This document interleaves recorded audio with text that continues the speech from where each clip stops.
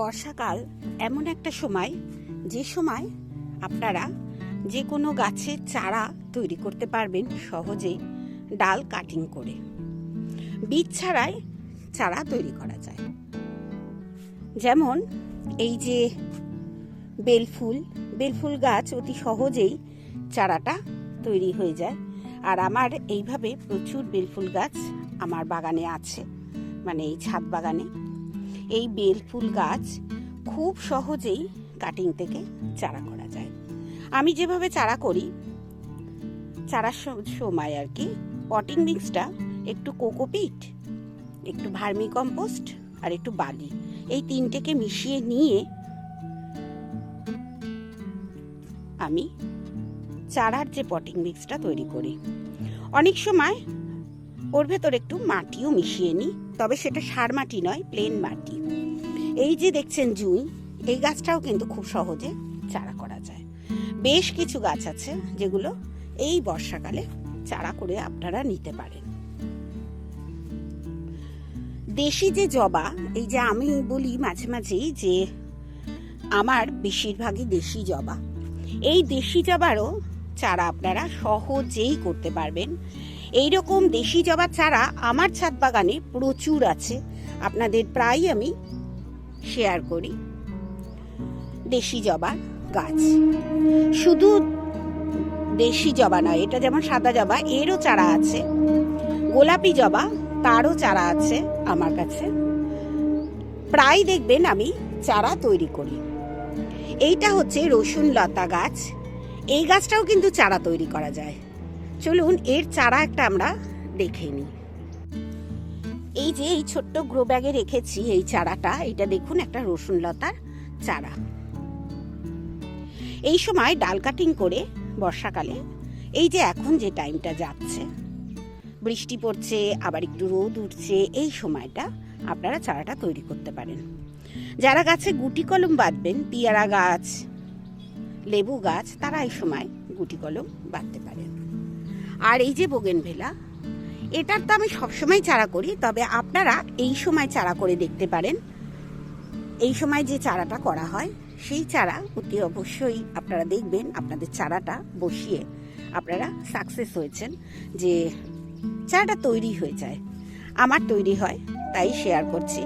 এই যে গাছটা দেখছেন, জবা গাছটা, এই গাছটা, এবং এই যে গাছটা দেখছেন, এই গাছটা মানে গোলাপি জবা প্রায় বলি আমি, এখানে হচ্ছে। এই জবা গাছগুলো কিন্তু আমার ডাল কাটিং করে গত বছর আমি করেছিলাম, এবছর এখনো আমি শুরু করিনি। চলুন আরও একটি গাছ দেখাই। এই যে প্লুমেরিয়া গাছটা দেখুন কত লম্বা হয়ে গেছে। এটা কিন্তু টপটা ভেঙে গেছে, এখনো কিন্তু কোনো কিছুতেই নেই। ওই গোড়াটা যেহেতু রুট বাউন্ড হয়ে গেছে, ওইভাবেই রেখে দিয়েছিলাম, ওইভাবেই আছে। আর সে লম্বা হয়ে গেছে আর ফুলও দিচ্ছে। এরও চারা তৈরি করা যায়। এই যে দেখছেন, এর একটা চারা, এই চারাও খুব সহজে তৈরি করা যায়। আমি এই পর্যন্ত দেখলাম, এখানে যেহেতু প্রচুর ব্রাঞ্চ বেরিয়েছে, তাই ভাবলাম এইটাও এখান থেকে কেটে এটা কিন্তু আর একটা চারা করে নেবো আমি। দুটো চারা এই ডালটা থেকেই আমাদের তৈরি হয়ে যাবে। আপনারা এইভাবে প্লুমেরিয়া গাছও আপনাদের ছাদ বাগানে বাড়াতে পারেন। আমার যেমন নিচের বাগানে প্রচুর প্লুমেরিয়া গাছ আছে বা নাকচম্পা গাছ আছে, তেমনি আমার এই ছাদ বাগানে প্রচুর নাকচম্পার গাছ আছে। আর সারা বছরই, প্রায় কয়েকটা মাস বাদ দিলে সারা বছরই প্রায় এই গাছে ফুল দেখা যায়।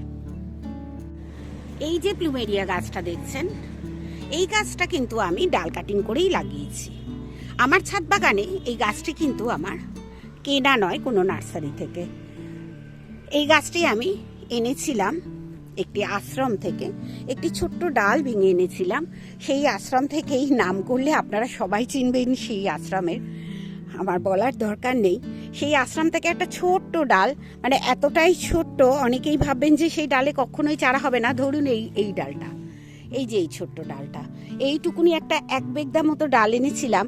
তার থেকেই কিন্তু আমার ছাদ বাগানে অন্তত 10-11টা গাছ আছে প্লুমেরিয়ার। আর প্লুমেরিয়া যেহেতু সব সময় ফুটতেই থাকবে। আর এই যে দেখুন এইটাই যেমন ফুটছে, এটাই ফুটছে, আবার দেখুন এখানে আবার নতুন করে কুঁড়ি আসছে, এখানে আসছে, এই যে আসছে, এগুলো যে ফুল শেষ হলেই একদম শেষ হয়ে যাবে তা নয়। এখানে দেখুন এই যে কুঁড়ি আসছে, এখানেও কুঁড়ি আছে, প্রচুর ফোটে। যেহেতু 4-5 দিন ধরে পরপর বৃষ্টি হচ্ছে, খানিকটা ঝরে গেছে, এই যে ঝরে যাচ্ছে প্লুমেরিয়ার ফুলগুলো। আর এটা সারা বছরই প্রায় ফোটে, কয়েকটা মাস, 2-1 মাস দেখবেন আপনাদের ফুটবে না, তাছাড়া কিন্তু সব সময় এই গাছটার ফুল ফোটে। এই গাছটাকে আপনারা যে কোনো সময় কাটিং করে লাগাতে পারেন, গরমেও লাগাতে পারেন, তবে এটা কাটিং করে লাগাবার একটা পদ্ধতি আছে। এই যে ডালটা আমি দেখালাম, এই ডালটা হয়তো কাটলেন, দেখবেন এই ডালটার থেকে না একটা দুধের মতো আঠা বেরোয়। সেই আঠাটার জন্য ডালটিকে 2-3 দিন এমনিই রেখে দিতে হয়।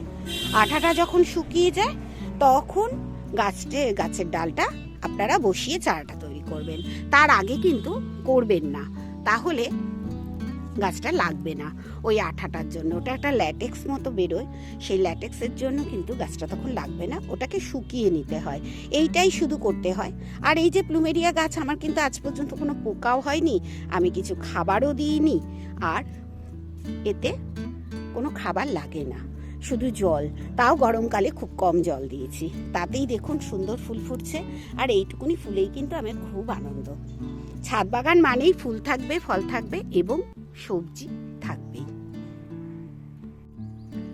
ছাদ বাগানে গাছের সংখ্যা বাড়াতে হলে আমরা যদি নিজেরাই বেশ কিছু চারা তৈরি করে নিতে পারি, তাতে কিন্তু আমাদের অনেক উপকারী হয়, কিনতে হয় না, অনেকটাই উপকার হয়, অনেক চারা তৈরি করা যায়। এই যে আরেকটি গাছ আকন্দ, এই আকন্দ গাছও কিন্তু ডাল থেকেই হয়, এই দেখুন ডাল থেকে হয়েছে। এই গাছটাও কিন্তু ডাল থেকে তৈরি করা যায়। যে কোনো গাছ এই সময়, এই যে বর্ষাকাল, এই সময় আপনারা ডাল থেকে তৈরি করতে পারবেন। এরপর আমি দেখাবো আরেকটি গাছ যেটা আমরা সবাই ভালোবাসি, দেশি গোলাপ। ছোট ছোট গোলাপ হলে কি হবে, শীতকালে কিন্তু বেশ বড় গোলাপ হয়। আর এই দেশি গোলাপ কিন্তু আমার আছে এবং সেটা কিন্তু প্রচুর ফোটে, কয়েকদিন আগেই ফুটেছিল। এই যে দেখুন এখন একটা কুঁড়ি আছে, এই কেটে দিয়েছি আমি, এই দেখুন কুঁড়ি আছে, সারা বছর ফোটে। এই ডালগুলোও কিন্তু এখন এই মুহূর্তে কেটে কেটে বসাতে পারেন। এই গাছগুলোই এখন আপনারা বসান, দেখবেন আপনাদের ছাদ বাগান আস্তে আস্তে কি সুন্দর আমার মতো জঙ্গল হয়ে যাচ্ছে। এই যে দেখুন আমার ছাদ বাগান কিন্তু একটা জঙ্গল।